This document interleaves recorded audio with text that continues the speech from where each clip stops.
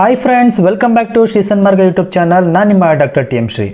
Friends, ಈಗಾಗಲೇ ಕರ್ನಾಟಕ ಮಹರ್ಷಿ ವಾಲ್ಮೀಕಿ ಪರಿಶಿಷ್ಟ ಪಂಗಡಗಳ ಅಭಿವೃದ್ಧಿ ನಿಗಮ ನಿಯಮಿತ ಕರ್ನಾಟಕ ಸರ್ಕಾರ ಇವರ ವತಿಯಿಂದ ಪರಿಶಿಷ್ಟ ಪಂಗಡಗಳ ಅಭಿವೃದ್ಧಿಗಾಗಿ ಹಲವಾರು ಕಲ್ಯಾಣ ಯೋಜನೆಗಳಿಗೆ ಅರ್ಜಿಯನ್ನು ಈಗಾಗಲೇ ಕಾಲ್ ಮಾಡಲಾಗಿದೆ. ಸ್ನೇಹಿತರೆ, ಅರ್ಜಿಯನ್ನು ಸಲ್ಲಿಸೋದಕ್ಕೆ ಆಗಸ್ಟ್ ತಿಂಗಳ 20ನೇ ತಾರೀಕು ಕೊನೆಯ ದಿನಾಂಕ ಆಗಿರುತ್ತೆ. ಸ್ನೇಹಿತರೆ, ಈ ಒಂದು ಪರಿಶಿಷ್ಟ ಪಂಗಡಗಳ ಅಭಿವೃದ್ಧಿ ಕಲ್ಯಾಣ ಯೋಜನೆಗಳು ಯಾವುದು, ಅದಕ್ಕೆ ಅರ್ಜಿಯನ್ನು ಯಾವ ರೀತಿ ಸಲ್ಲಿಸಬೇಕು ಮತ್ತು ಯಾವ್ಯಾವ ಸಾಲ ಸೌಲಭ್ಯಗಳನ್ನು ಕೊಡ್ತಿದ್ದಾರೆ ಅನ್ನೋದ್ರ ಬಗ್ಗೆ ಸಂಪೂರ್ಣ ಮಾಹಿತಿಯನ್ನು ತಿಳಿಸ್ಕೊಡುವಂಥ ಉದ್ದೇಶದಿಂದ ಈ ವಿಡಿಯೋವನ್ನು ಮಾಡ್ತಿದ್ದೇನೆ. ವಿಡಿಯೋನ ಸ್ಕಿಪ್ ಮಾಡದೆ ಪೂರ್ತಿಯಾಗಿ ನೋಡಿ.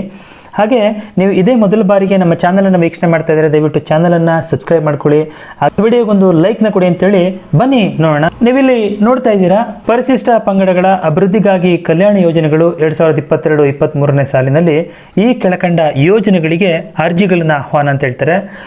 ಸ್ನೇಹಿತರೆ, ಪ್ರಮುಖವಾಗಿ 4 ವಿಧದ ಯೋಜನೆಗಳಿಗೆ ಅರ್ಜಿಯನ್ನು ಕಾಲ್ ಮಾಡಲಾಗಿದೆ.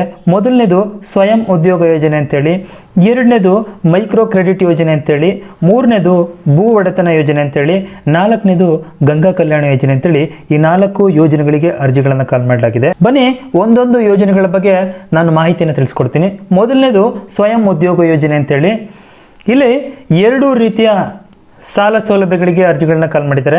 ಇಲ್ಲಿ ನೋಡ್ಬೋದು, ಅರ್ಹ ನಿರುದ್ಯೋಗಿ ಅಭ್ಯರ್ಥಿಗಳಿಂದ ಸ್ವಯಂ ಉದ್ಯೋಗ ಯೋಜನೆಯ ಅಡಿಯಲ್ಲಿ ವಿವಿಧ ಆರ್ಥಿಕ ಚಟುವಟಿಕೆಗಳನ್ನು ಕೈಗೊಳ್ಳಲು ಸಾಲ ಸೌಲಭ್ಯ ಕಾಲ್ ಮಾಡಿದ್ದೀವಿ ಅಂತ ಹೇಳ್ತೇನೆ. ಮೊದಲನೇದು ನೇರ ಸಾಲ ಅಂತೇಳಿ, ಇದು ಸಣ್ಣ ಆದಾಯವನ್ನು ಗಳಿಸುವ ಆರ್ಥಿಕ ಚಟುವಟಿಕೆಗಳಿಗಾಗಿ ಘಟಕ ವೆಚ್ಚ ಗರಿಷ್ಠ ರು 1 ಲಕ್ಷಗಳು ಕೊಡ್ತೀವಿ ಅಂತ ಹೇಳ್ತಾರೆ.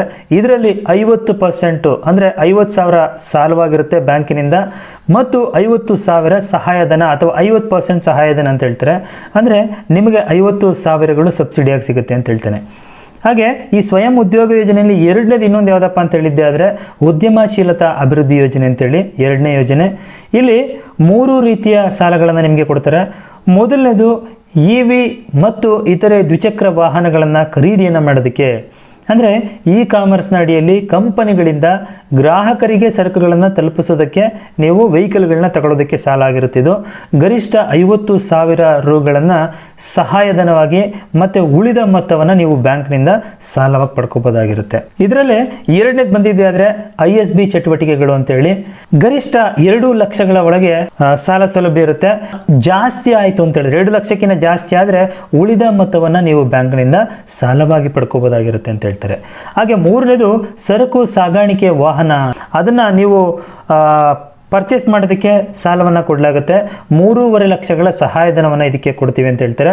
ಉಳಿದ ಮೊತ್ತ ನೀವು ಬ್ಯಾಂಕ್ನಿಂದ ಸಾಲವನ್ನು ತಗೋಬೇಕಾಗತ್ತೆ ಅಂತ ಹೇಳ್ತಾರೆ. ಸ್ನೇಹಿತರೆ, ಇದು ಮೊದಲನೇ ಯೋಜನೆ ಆಯಿತು. ಎರಡನೇ ಯೋಜನೆಗೆ ಬಂದಿದ್ದೆ ಆದರೆ ಮೈಕ್ರೋ ಕ್ರೆಡಿಟ್ ಯೋಜನೆ ಅಂತೇಳಿ ನೀವಿಲ್ಲಿ ನೋಡ್ತಾ ಇದ್ದೀರಾ. ಇದು ಮಹಿಳೆಯರಲ್ಲಿ ಗುಂಪು ಆರ್ಥಿಕ ಚಟುವಟಿಕೆಗೆ ಉತ್ತೇಜನವನ್ನು ನೀಡಿ ಆದಾಯವನ್ನು ಗಳಿಸಲು ಅನುಕೂಲವಾಗುವಂತೆ ಕನಿಷ್ಠ 10 ಸದಸ್ಯರು ಇರತಕ್ಕಂಥ ಮಹಿಳಾ ಸ್ವಸಹಾಯ ಸಂಘಗಳಿಗೆ ಗರಿಷ್ಠ 2.5 ಲಕ್ಷಗಳನ್ನು ಮಂಜೂರು ಮಾಡಲಾಗುತ್ತೆ ಅಂತ ಹೇಳ್ತಾರೆ. ಇದರಲ್ಲಿ 1.5 ಲಕ್ಷ ಸಹಾಯಧನ ಆಗಿರುತ್ತೆ, ಮತ್ತೆ 1 ಲಕ್ಷ ಬ್ಯಾಂಕ್ನಿಂದ ಸಾಲವಾಗಿ ನಿಮ್ಗೆ ಕೊಟ್ಟಿರ್ತಾರೆ, ಅದನ್ನು ನೀವು ತೀರಿಸಬೇಕಾಗಿರುತ್ತೆ ಸ್ನೇಹಿತರೆ. ಹಾಗೆ ಮೂರನೇದು ಭೂ ಒಡೆತನ ಯೋಜನೆ ಅಂತೇಳಿ, ಇದು ಯಾರಿಗಪ್ಪ ಅಂತ ಹೇಳಿದ್ದಾದರೆ ಭೂರಹಿತ ಮಹಿಳಾ ಕೃಷಿ ಕಾರ್ಮಿಕರಿಗೆ ಅಂತ ಹೇಳ್ತಾರೆ. ಇದು ವಿಶೇಷವಾಗಿ ಮಹಿಳೆಯರಿಗೆ ಮಾತ್ರ ಕೊಡುವಂಥ ಸಾಲ. ಇವರಿಗೆ ಕನಿಷ್ಠ 20 ಕುಂಟೆಯಿಂದ ಅಂದರೆ 0.20 ಎಕರೆ ಅಂತ ಹೇಳ್ತೇನೆ, 20 ಕುಂಟೆಯಿಂದ ಮೇಲ್ಪಟ್ಟು 2 ಎಕರೆವರೆಗೂ ಇವರಿಗೆ ಜಮೀನನ್ನು ತಗೊಳ್ಳೋದಕ್ಕೆ, ಅಥವಾ ಆ ಒಂದು ವೆಚ್ಚದಲ್ಲಿ ಗರಿಷ್ಠ ಎಷ್ಟು ವಿಸ್ತೀರ್ಣ ಬರುತ್ತದೋ ಅಷ್ಟು ಜಮೀನನ್ನು ಖರೀದಿಸಿ ನಿಮಗೆ ಕೊಡಲಾಗುತ್ತೆ ಅಂತ ಹೇಳ್ತಾರೆ ಸ್ನೇಹಿತರೆ. ಓಕೆ, ಇದು ಮೂರನೇ ಯೋಜನೆ. ನಾಲ್ಕನೇ ಯೋಜನೆಗೆ ಬಂದಿದ್ದೆ ಆದರೆ ಗಂಗಾ ಕಲ್ಯಾಣ ಯೋಜನೆ ಅಂತೇಳಿ, ಸಣ್ಣ ಮತ್ತು ಅತಿ ಸಣ್ಣ ರೈತರು ಹೊಂದಿರುವಂತಹ ಖುಷ್ಕಿ ಒಣ ಜಮೀನಿನಲ್ಲಿ ಕೊಳವೆ ಬಾವಿಯನ್ನು ಕೊರೆಸಿ ನೀರಾವರಿ ಸೌಲಭ್ಯವನ್ನು ಕಲ್ಪಿಸಲಾಗುತ್ತೆ ಅಂತ ಹೇಳ್ತಾನೆ. ಇದು ಇನ್ನೊಂದು 4ನೆಯ ವಿಧಕ್ಕೆ ಸಂಬಂಧಪಟ್ಟಂಥ ಸಂಪೂರ್ಣ ಸಾಲ ಯೋಜನೆಗಳು ಇವಾಗಿರ್ತವೆ ಸ್ನೇಹಿತರೆ. ತಾವಿಲ್ಲಿ ವಿಶೇಷವಾಗಿ ಗಮನಿಸಬೇಕಾದಂಥ ಅಂಶ ಏನಪ್ಪ ಅಂತಂದರೆ, ಈ ಬಾರಿಯಿಂದ ಅದರಲ್ಲೂ 2022-23ನೇ ಸಾಲಿನಿಂದ ಎಲ್ಲ ನಿಗಮಗಳಿಗೂ ಅರ್ಜಿಗಳನ್ನು ಸಲ್ಲಿಸೋದಕ್ಕೆ ಆನ್ಲೈನ್ ಮುಖಾಂತರವೇ ನೀವು ಅರ್ಜಿಗಳನ್ನು ಸಲ್ಲಿಸಬೇಕಾಗಿರುತ್ತೆ. ಇದು ಕಡ್ಡಾಯ ಆಗಿರುತ್ತೆ ಸ್ನೇಹಿತರೆ. ನೀವು ಅರ್ಜಿಯನ್ನು ಯಾವ ವೆಬ್ಸೈಟಲ್ಲಿ ಸಲ್ಲಿಸಬೇಕು ಅಂತ ಹೇಳಿದ್ದೆ ಆದರೆ ನೋಡಿ, ನಾನು ಇಲ್ಲಿ ಹೇಳ್ತಾ ಇದ್ದೀನಿ, ನೀವು ನೋಡ್ಬೋದು ಇಲ್ಲಿ https/ suvidha.karnataka.gov.in ಅಂತೇಳಿ ಈ ಒಂದು ವೆಬ್ಸೈಟಿಗೆ ಹೋಗಿ ನೀವು ಆನ್ಲೈನ್ ಮುಖಾಂತರನೇ ಅರ್ಜಿಯನ್ನು ಸಲ್ಲಿಸಬೇಕು. ಹಾಗೆ ಇನ್ನೊಂದು ವಿಶೇಷತೆ ಏನು ಅಂತ ಹೇಳಿದ್ರೆ, ಈ ಬಾರಿ ಆನ್ಲೈನ್ ಮುಖಾಂತರನೇ ಅಪ್ಲಿಕೇಶನ್ಗಳನ್ನು ಕರೆದು ಆನ್ಲೈನ್ ಮುಖಾಂತರವೇ ಸೆಲೆಕ್ಷನ್ ನಡೆಯುತ್ತೆ ಅಂತ ಹೇಳ್ತಾರೆ.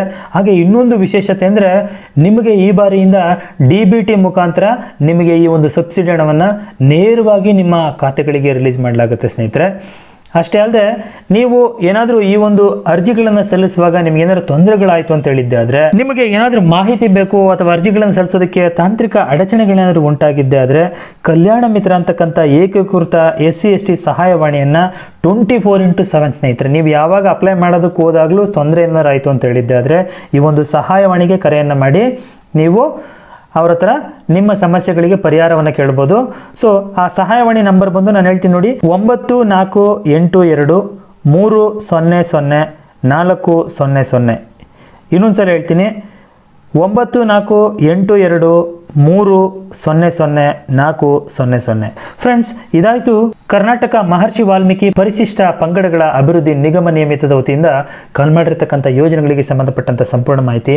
ವಿಡಿಯೋ ಇಷ್ಟ ಆಗಿದ್ರೆ ವಿಡಿಯೋಗೊಂದು ಲೈಕ್ನ ಕೊಟ್ಟು ಫ್ರೆಂಡ್ಸ್ ಮತ್ತು ಫ್ಯಾಮಿಲಿಗೆ ಶೇರ್ ಮಾಡಿ ಅಂತ ಹೇಳ್ತಾ, ಮುಂದಿನ ವಿಡಿಯೋದಲ್ಲಿ ಮತ್ತೊಂದು ಹೊಸ ವಿಷಯದೊಂದಿಗೆ ನಿಮ್ಮ ಮುಂದೆ ಬರ್ತೀನಿ. ಎಲ್ಲರಿಗೂ ಥ್ಯಾಂಕ್ ಯು, ಬಾಯ್ ಬಾಯ್.